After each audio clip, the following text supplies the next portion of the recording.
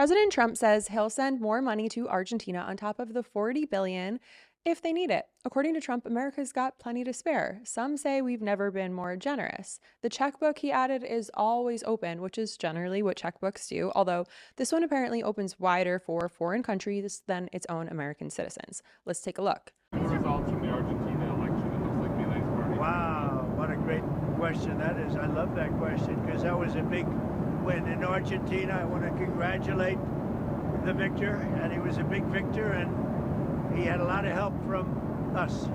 He had a lot of help. I gave him an endorsement, very strong endorsement, and it was really unexpected to have a victory of that. Some people thought it would be hard to win, and not only did he won by a lot. So Argentina, that was a great thing, and I give Scott and I give James and everybody, Marco, a lot of credit for that because, you know, we are sticking with a lot of the countries in South America. We're focused very much on South America, and we're getting a real strong handle on South America in a lot of ways, including the fact that we don't want their drugs. We don't want drugs coming into our country, and you're seeing that.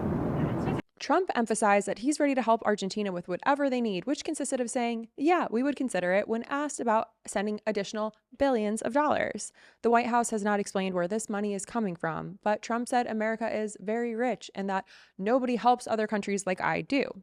Now, here's where it gets really interesting. His team is sending tens of billions overseas to bail out his far-right ally, Javier Milei.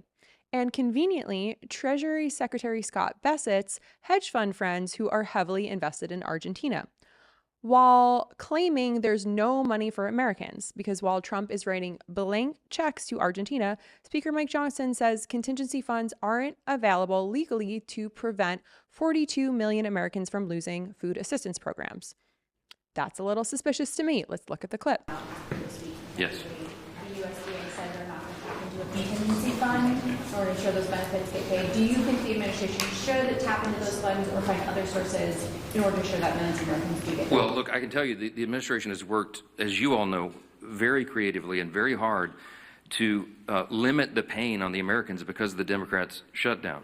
And the SNAP benefits is a unique situation. I got a summary of the whole legal analysis, and it certainly looks legitimate to me. The contingency funds are not legally available to cover the benefits right now. The reason is because it's a finite source of funds. It was appropriated by Congress, and if they transfer funds from these other sources, it pulls it away immediately from school meals and infant formula. So it's a trade-off. There has to be a pre-existing appropriation for the contingency fund to be used, and Democrats blocked that appropriation when they rejected the clean continuing resolution. So the way to make this stop immediately is we just need a handful. We need 5 more Democrats in the Senate to do the right thing, wake up and say, I'm going to say no to the Marxist far left pressure, and I'm going to do what's right by the people, the 42 million Americans in this country who rely upon this essential nutrition assistance. Am I going to starve my constituents, or am I going to appease the Marxists? That is their actual calculation, whether they say all of that out loud or not. Everybody in this room knows exactly what's going on, and it's so infuriating to us. The best way for SNAP benefits to be paid on time is for the Democrats to end their shutdown, and that could happen right now if they would show some spine. Yes. Sources familiar with federal budgets say $40 billion doesn't just materialize out of thin air. But that didn't stop this money from setting a new benchmark in fiscal priorities. Budget analysts across the country are reportedly reassessing their math, with one anonymous economist saying it's hard to compete with Argentina, apparently. The administration also noted that U.S. farmers devastated by Trump's tariff war should just deal with it, which is encouraging news for both Argentina and anyone wondering where America ranks on the priority list. It remains unclear what the actual policy goal is here, but if the goal was to prove that Republicans will move heaven and earth to bail out wealthy hedge fund investors and foreign political allies while telling Americans there's nothing available, then the mission appears to be accomplished. And speaking of priorities, Republicans can also find $40 billion for a country that's defaulted on its debt 9 times, money that will benefit Treasury Secretary Bessent's friends at BlackRock, Fidelity, and PIMCO, but they can't find a dime to feed starving Americans. We're going to unpack this in just a second, but quick reminder, hit the subscribe to support. And okay, back to it. Let me get this straight. We have money for Argentina, a whole lot of it in the billions, with more available if needed. But SNAP benefits, food stamps for hungry families, Johnson says the contingency funds are not legally available to cover the benefits right now. The legal analysis, it seems, only applies when Americans need help. But the best part is these aren't regular budget constraints. There is a very, very good chance that this is just Republicans choosing not to help Americans. Money is only available when it's for feeding 42 million people, including children, seniors, and disabled Americans. But Argentina needs a bailout. Here's 40 billion. Need more? We would consider it. So the president of the United States is ready to send unlimited money to a foreign government that's defaulted 9 times while his own farmers are losing generational land and being told to deal with it. And 42 million Americans are about to lose food assistance because suddenly there's no legal authority to help them. That's where we're at. Fresh off of his pledge to Argentina and his refusal to fund SNAP benefits, food assistance programs, we need to talk about New Jersey's Republican gubernatorial candidate, my favorite, Jack Ciattarelli, because this guy has earned a reputation for being called the Trump of Trenton, and his reputation and his record keep getting worse. I support the governor's cancellation of the ARC project, and I'll tell you why. If New Jersey was going to spend $3 billion, along with all the federal monies, to help people get into Manhattan, where they buy their newspaper, where they buy their bagel, where they buy their lunch, where they buy their dinner if they work late, where they buy a gift for their spouse if it's an anniversary or a birthday. That's all economic stimulus for New York City. So, Ciattarelli opposed helping New Jersey commuters with critical infrastructure back in 2011, arguing against a Hudson Tunnel project because he didn't want to provide economic stimulus to New York City. Think about that. This is so insane. He was willing to make life harder for thousands of New Jersey workers, people who commute to New York City every day for their jobs, just to spite New York. He'd rather New Jersey commuters sit in traffic, waste hours of their lives, and struggle with crumbling infrastructure than to see any benefit go to the region's economic engine. He was literally willing to hurt the exact communities he's now asking to represent to stick it to the neighboring city that employs them. New Jersey workers don't stop needing to get to their jobs just because Ciattarelli has a grudge against New York City. And this is just the tip of the iceberg with this guy. Let's not forget Ciattarelli's past involvement in the opioid crisis, profiting off of pain and deaths while communities suffered. And his recent rhetoric at rallies has been even more disturbing. We've covered it. People pushing to end marriage equality, making anti-Semitic remarks, and platforming extremists like Jack Posobiec, who was literally spouting creepy authoritarian garbage down in Wildwood with a Charlie Kirk memorial flag hanging in the background.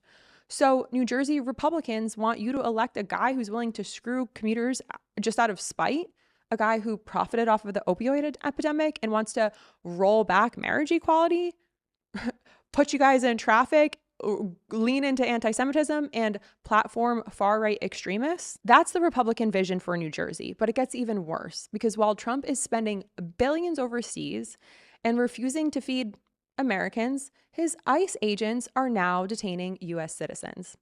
Over 170 of them, according to a new investigation. Often through, racial profiling of Latinos. And when these American citizens assert their rights, ICE agents are telling them, you have no rights. The New York Times just published a devastating editorial documenting how Trump's immigration crackdown has become a campaign of racial discrimination. And as the Times writes, being Latino in the United States should not be a crime. But that's exactly what's happening. Federal agents are rounding up people with brown skin, catching both U.S. citizens and legal immigrants in their dragnet. The paper documents have masked how officials have shattered car windows, pulled out drivers, leaving children sobbing in back seats alone, and how Latinos are now afraid to speak Spanish or listen to Spanish music in public. Think about that. American citizens are living in fear of a government that is sworn to protect their liberties. And here's what makes it even more insidious. Videos show that many federal agents believe the burden of proof is on the Latinos to show that they are here legally, not on the government officials who are randomly accusing them of a crime. That's a complete inversion of how justice is supposed to work in America. As the Times writes, what separates democracy from authoritarianism is the rule of law and lawlessness, and a decent society from an indecent one is not just the goal, but the process. Let's watch that clip. Democrats are investigating the arrests of U.S. citizens after a ProPublica investigation showed that ICE has detained more than 170 citizens in recent raids. And the New York Times, citing video of federal agents tackling people and even telling a group of Latinos, including a U.S. citizen, they have no rights. This morning, the Times editorial board published an op-ed titled, "Being Latino in the United States Should Not Be a Crime," writing that the Trump administration's immigration crackdown has become a campaign of discrimination against Latinos with tactics that violate both law and human decency. So ICE is now detaining American citizens, racially profiling them, and literally telling them that they have no rights in their own country. U.S. citizens being detained, being told they're worthless. The use of racial discrimination in law enforcement should be an affront to all Americans. So to recap, Trump will send $40 billion to Argentina, with more on the way to bail out his political ally and his Treasury Secretary's hedge fund friends.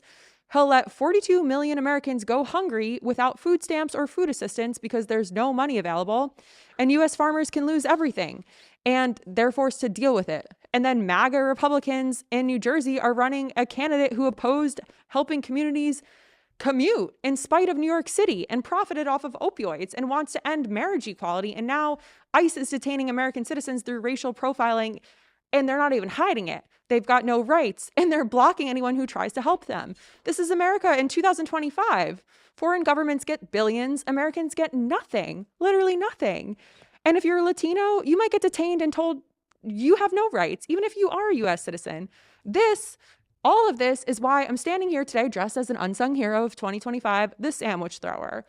Because when your government has become this corrupt, when federal agents terrorize American citizens in the streets, when they choose foreign billionaires over hungry children, somebody has to stand up and throw a sandwich and say, we've had enough. It happened Sunday night near 14th and U Street. They allege Dunn verbally confronted federal officers, then threw his Subway sandwich at one of them at close range. In retrospect, he's going to say, hey, why did I do that? But at the time, mentally, he's like, hey, this is my city. Don't want you here. Police arrested Dunn, and according to court...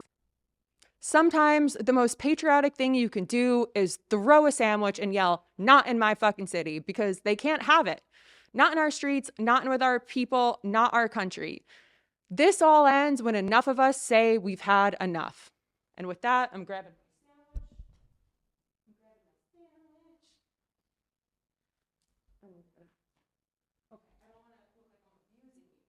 canceled. Let's see if I have one more treat for the sandwich girl. Can the sandwich girl come up here one more time? Up here? One more time? You gotta come up here. You can do it. Up here, please. Up here, please. Up. Come. No, you gotta jump. Come on, up. Okay, now turn. Turn. Just got a money shot with the camera.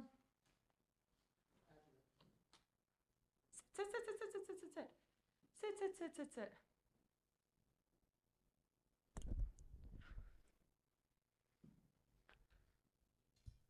Do I have one more treat? Your mom blew it. Oh, no. That is not a treat. Up here.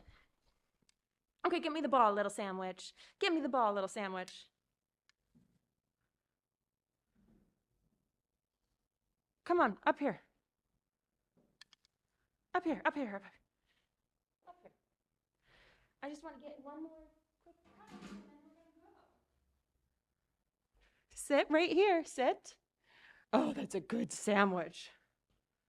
And let's say this all ends when enough of us say we've had enough and start throwing sandwiches because immigrants make America great. And Trump and white supremacists do not. So, and that's my sandwich thrower. Okay, that's my sandwich thrower. I don't want to block your little sandwich cone. This is for a cat, but it fits nice. Okay. And that's all that. Okay, and that's a wrap. Tomorrow we're frogs. Happy Spirit Week.